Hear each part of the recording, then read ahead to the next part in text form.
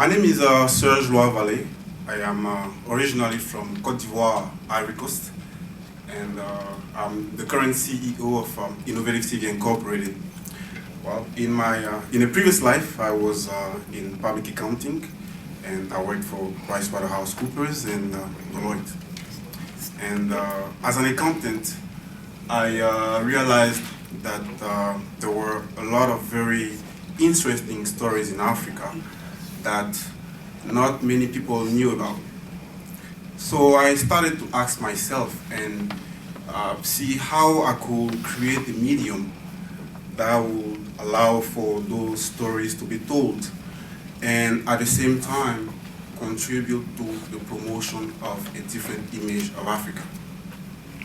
There's a reason why I'm sharing this story with you this morning. It's because Africa, this very big continent, is not always seen for what it is.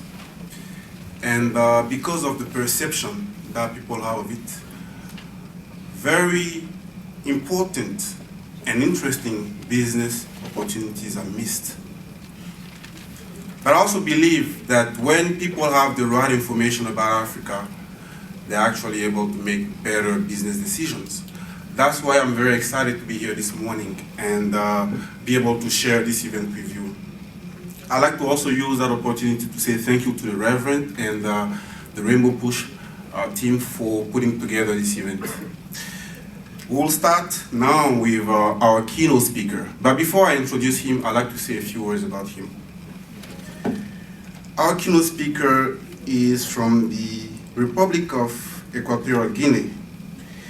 He is the current Minister of Economy, Planning, and Public Investments. Before holding that position, he was the Minister Delegate of Finance and Budget in charge of taxes and contributions. He had also been elected senator in his country in May of 2013 and had to release his seat following his nomination as minister. He has then a lot of experience on topics related to African economy and more specifically, the economy of Equatorial Guinea. Please help me welcome His Excellency Eucatio Bakale.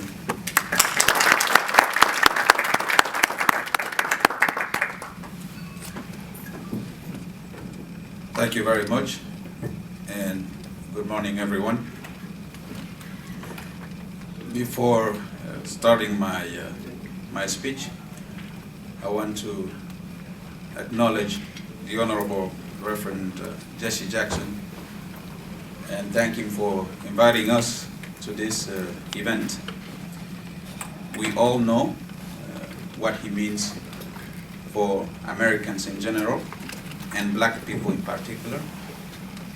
We just seen a very encouraging and motivating video about him. So I don't think there is much that I can say about him that all of you don't know already. So it's a great privilege it was a great privilege to receive his invitation to participate in this event. Distinguished and honorable guests, delegates, I've been given the privilege to say a few words today in this 19th edition of the Wall Street Project Economic Summit. And although this is not the right platform to do so, I would like to take this opportunity and talk about a movie. Many of you have seen the sequel of the hit movie, Wall Street. I'm referring to the 2010 film by Oliver Stone, starring Michael Douglas and Shia LaBeouf. It's titled Wall Street, Money Never Sleeps. Rest assured, ladies and gentlemen, I will not intend to narrate the entire movie. I would like to point out that in this film, there is a brief mention of Equatorial Guinea. And as it is often, it happens that, as is often happens with African countries, the picture is far from pretty. and a definite distortion of the reality. I obviously recommend the movie to all of you. It's very interesting. One major challenge facing African countries in general, and in my country in particular, is what I would call media exotism. It is my belief that you, the businessmen, the investors who manage the money that never sleeps, the cultural, social, religious, and political leaders have a great opportunity in the African continent. The opportunity to contribute to a process that has taken decades and is none other than the emancipation of Africa. In the 70s, the oil crisis led the overwhelming indebtedness of African countries. In the 80s, many African countries experienced severe economic and institutional crisis and major humanitarian crisis. In the 90s, some countries graced the collapse and met authentic tragedies. And we welcome the 21st century with the optimism of an African Renaissance. Since the independence, Africa was in the independence of African nations, our gaze is fixed on the future. In the process of Africa, in the progress of Africa. More than 6 decades after the independence of the African countries, we are still here. We have the youngest population. We are commercially integrating the continent, and political stability is consolidated, and the economy is growing. Where do you think Africa would be in the next years? Money never sleeps, ladies and gentlemen. And we in Equatorial Guinea are convinced that this money will go to Africa because our continent will be in the near future the go-to destination for business by excellence. Africa has enormous natural resources, consumers, a strong labor force, and it just needs someone to believe in it. It needs an opportunity. An opportunity as the one that a small family-owned American company gave to my country, Equatorial Guinea, in the early 90s. By investing in what seemed an uncensored venture, but today has generated billions of dollars for American companies and the state of Equatorial Guinea. Now, look at how this opportunity has transformed the lives of Equatorial Guineans. Thanks to oil resources, Equatorial Guinea has gone from being the poorest country in Africa to becoming, for many years, the fastest growing economy in the world, and certainly a reference for economic and social development in Africa. In Equatorial Guinea, using resources we have obtained from the exploitation of oil, we have invested in human capital and social welfare. We have reformed institutions and have built logistics and numerical infrastructure to improve the competitiveness of our economy. We have renovated our constitution to make it compatible with the demands of our society and the international community. We have gone from having a single port in condition to having more than 5 ports.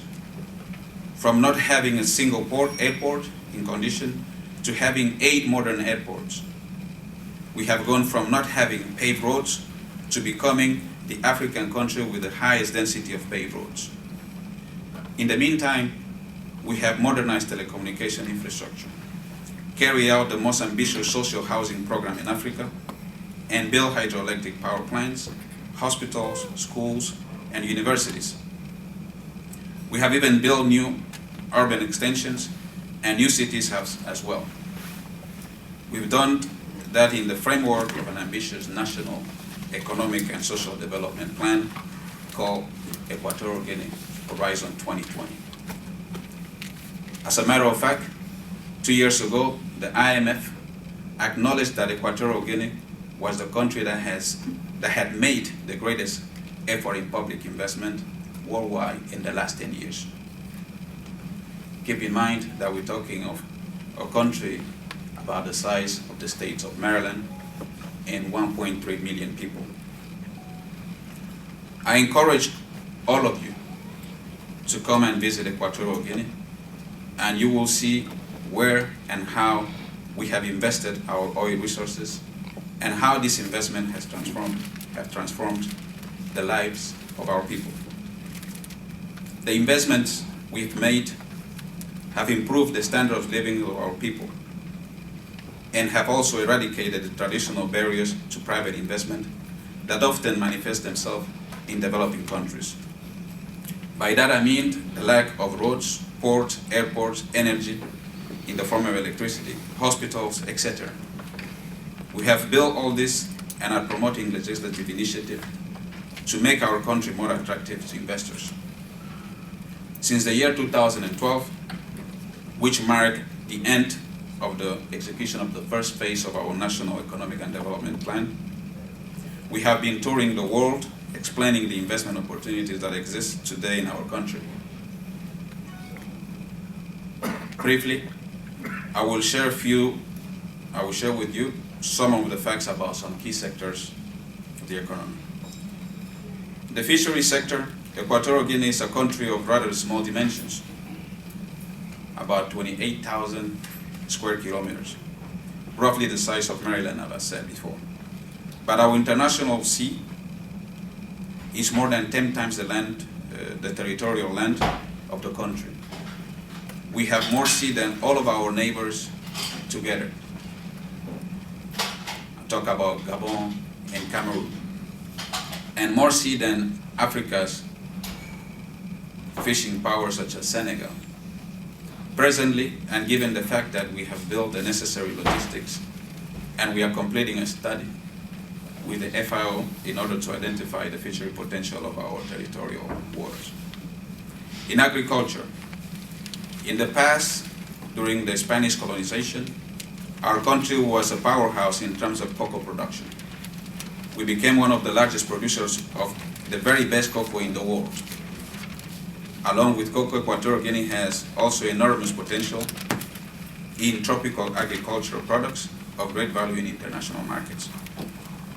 In tourism, the government of Equatorial Guinea is promoting a high-level tourism in order to take advantage of the numerous modern resorts that have been built and also to see the wonders and beauty of our natural landscape.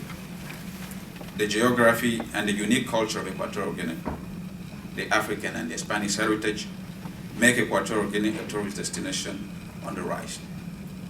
In financial services, Equatorial Guinea is preparing to be a regional financial center to meet the needs of our country and the entire sub-region.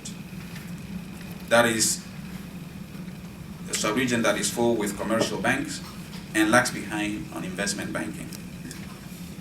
In mining, we have concluded a survey recently on the mineral potential of our country, and this sector is now one that sparks the most interest from international investors. It is a sector that is promoting itself and will give much to talk about in the coming future.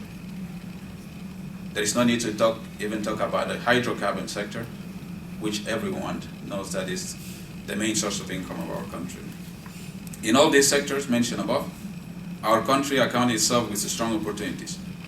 Yet, these are multiplied when you consider that doing business in Equatorial Guinea is doing business directly with the entire sub-region, namely Gabon, Cameroon, Chad, Central African Republic, Congo, and certainly our giant brother Nigeria. Indeed, ladies and gentlemen, we are working to make our country a hub of services for the sub-region, and as we invite you to invest in Equatorial Guinea, we are doing it from the standpoint that our country is the safest point is the safest point of entry to doing business in the whole sub-region. I really appreciate Honorable Reverend Jesse Jackson's invitation to this conference and allow me the opportunity to take the stage to say something I always say when I talk about Africans to non-Africans. Watch all the movies, news reports you can about Africa. Read all the reports and books you think you need to get an idea of the continent. But whether you agree or not, like or not, the vision of Africa depicted in these movies or books, please don't stop there.